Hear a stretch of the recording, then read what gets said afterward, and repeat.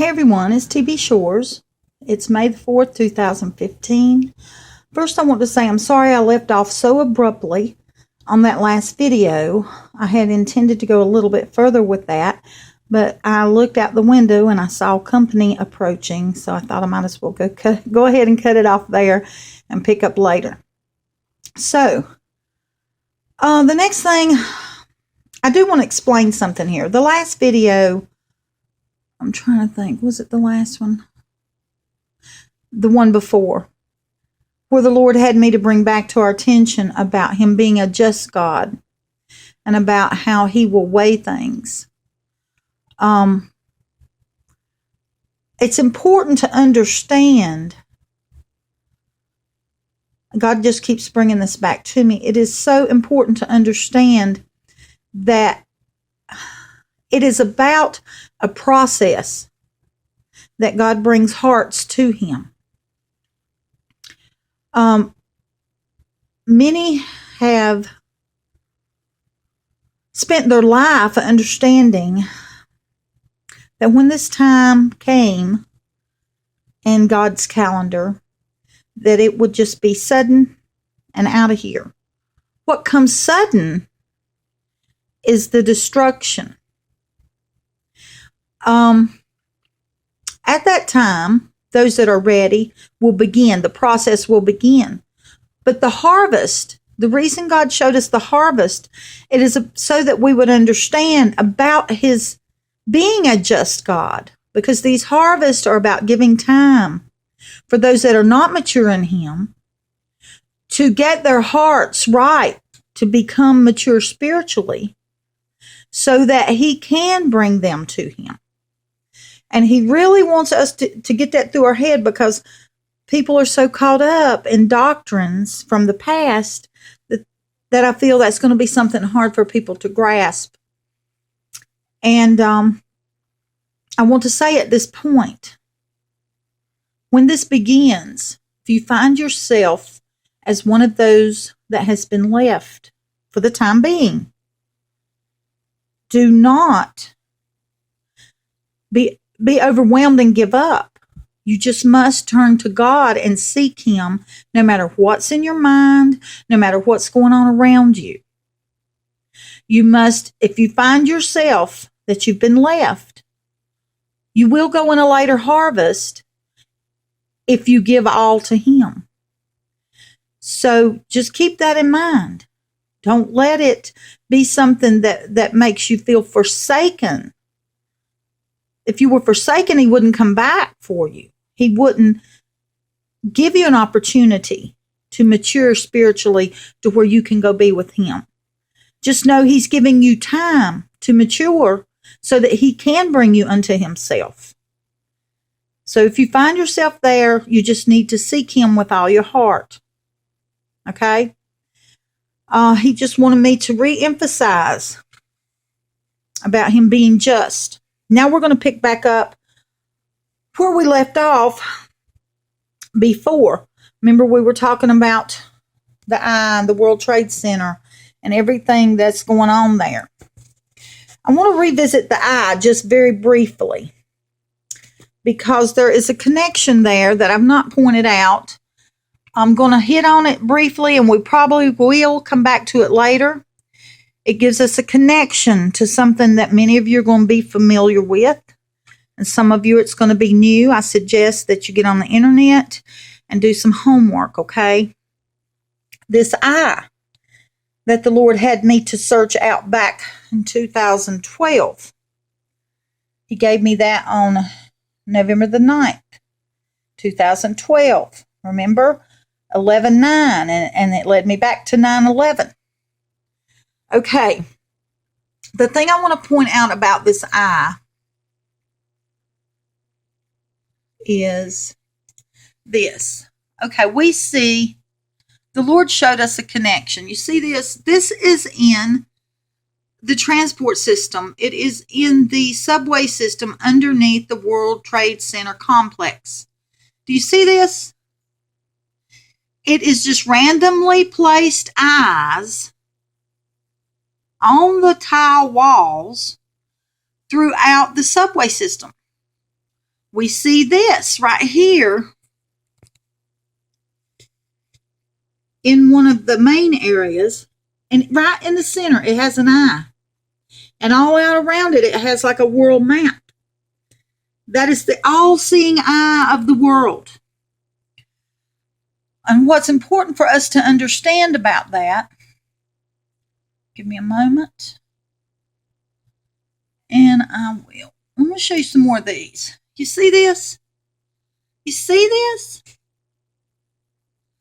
It's everywhere. And there are 300 of these eyes randomly placed throughout the subway system underneath Chambers Street and the World Trade Center complex. Now, my point in bringing this up is we discussed this before about how this was the hub by which Satan used world trade to spread or draw the other nations into spiritual fornication, the lust after the dollar. And we see this eye connected to, let me see, I'll show you. Let me back off a minute here. This is what the Lord showed me. Give me a moment.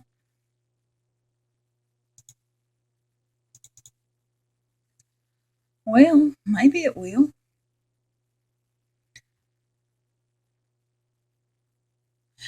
The eye is connected to our money. Okay, it's important that we understand that. How Satan has set the dollar up as the idol of all time to draw our eyes off of God. I'm going to show you a few more pictures. You see this?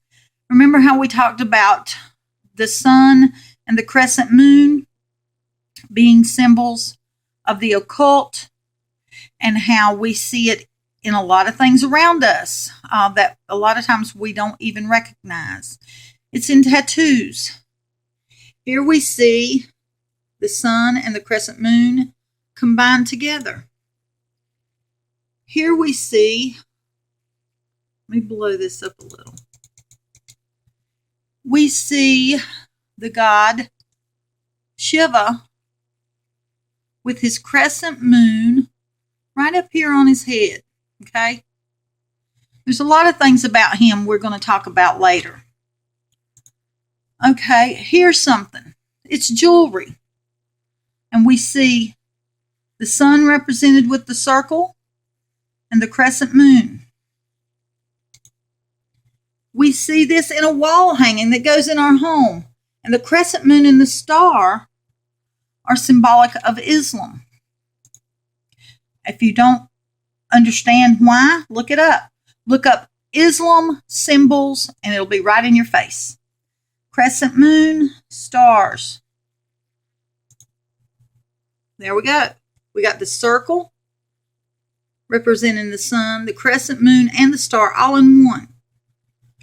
And it's ironic enough that the Lord tells us to look for signs in the sun, moon, and the stars, and then we find the occult there. Okay? I'm going to close this and take us back to another thing or two. Okay, we're back to the eye. So the eye connects us to the dollar, but let me show you what else it connects us to. It connects us to this fellow right here. It is Shiva. He is the Hindu god that is also known as, let me show you, the destroyer or the transformer. Let me show you something about the word transform. Bear with me a minute. Do you remember this word? Do you remember who made this their favorite word during campaigning? Change. What is change about? Right here, I've got it wrote down, is to give completely different form or appearance. a transformation. You see that? A transformation. Change is about changing something to be completely different in appearance. It's about a transformation. And you know, strangely enough, that is what the bride is fixing to go through. And we're going to get into that a little bit more later, is how Satan tries to mimic and copy to be like God. As we were looking at the Twin Towers, and we see that it's about a mirroring of things, trying to be like God. All right, when we get back to Shiva, the main thing I want to connect you to here, remember this, Shiva is the destroyer or the transformer.